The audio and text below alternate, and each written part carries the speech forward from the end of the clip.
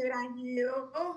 My name is Arlene Martinez from My Sangre Latina. I don't know how you want me to ask the question, English or Spanish?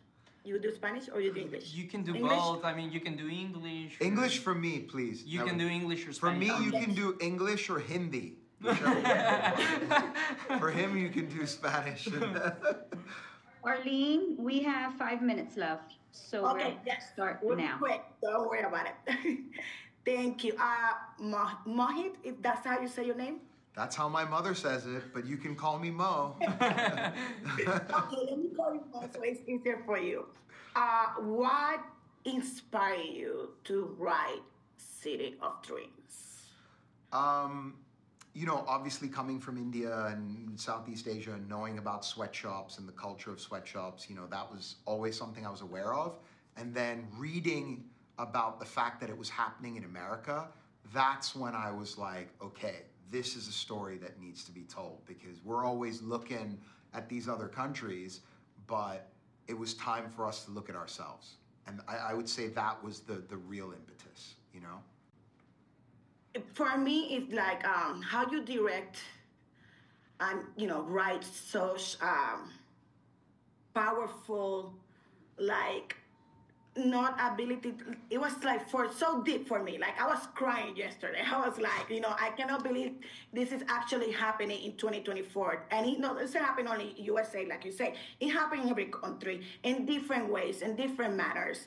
The trafficking and all this. How you manage all this on the filming, on the characters, and making it come to life and people connect to it. Yeah, I mean, that's for me research. That it's two things, right? Because it wasn't based on one story. It's based on an amalgam of cases, which I read about, I researched. And then, look, a lot of those characters, their personalities are based on people that I've met or people in my life. So I had to bring my own life experience into this world. And it's really interesting. I probably spent like 6 months full time researching it. And once I had the idea and all the research done, I actually wrote the film in 3 weeks. So, wow. Yeah, my mom was in the hospital getting a bone marrow transplant, and I was sitting by her bed, and I wrote this movie.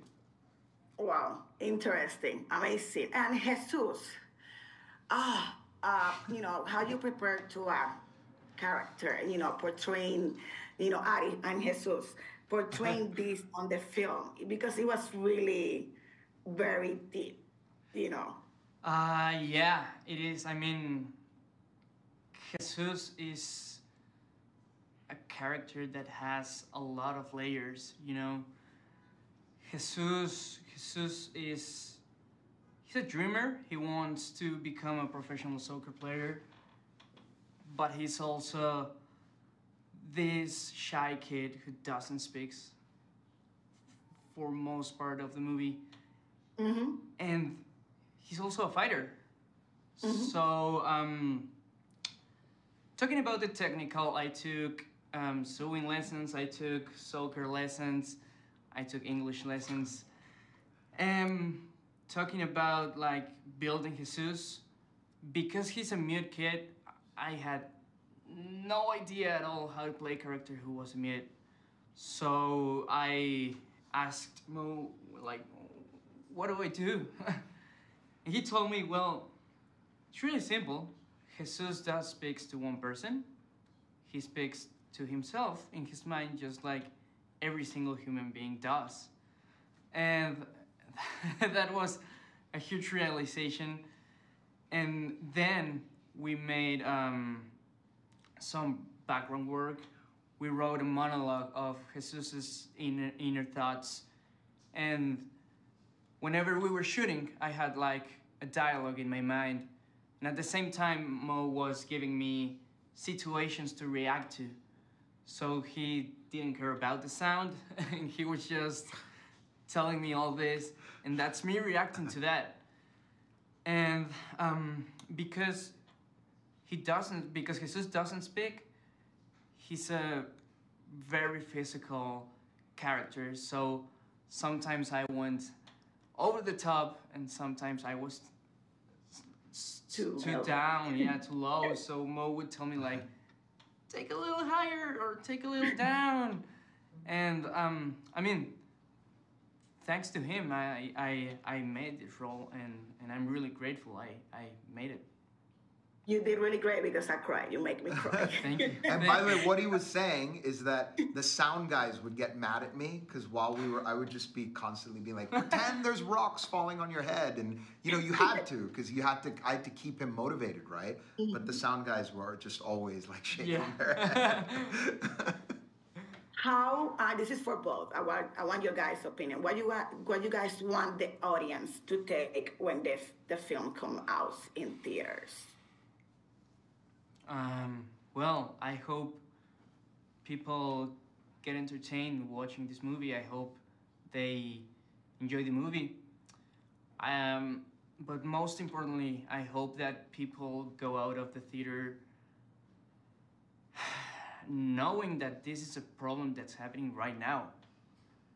And most importantly, that there's a way to change it, that together we can make a change. So I hope this movie starts that conversation to make a change.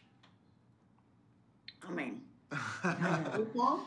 For me, honestly, like you know, my intention, my mission was people leave the movie theater and they feel the same way that they did when they watched Schindler's List, when they watched Braveheart, when they watched Rocky, when they watched Passion of the Christ, with one exception, which is that when those films were made, whatever they were talking about, whatever was in there was from the past. And this is not our past. This is our present.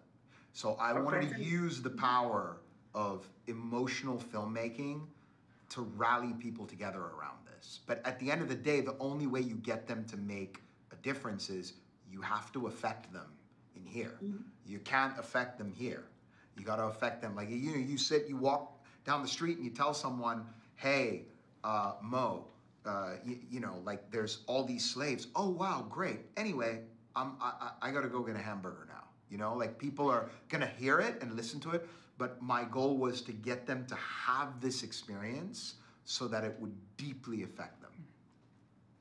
Well, thank you so much, and I really appreciate your time, and que sea todo un éxito. I hope everything is a success and everybody take it the way that I took it. It's amazing, amazing film. Love you guys. It was. Thank you very much. Gracias. Gracias. Thank you. Muchas gracias. Thank you. Gracias, Arlene. Bye. Bye.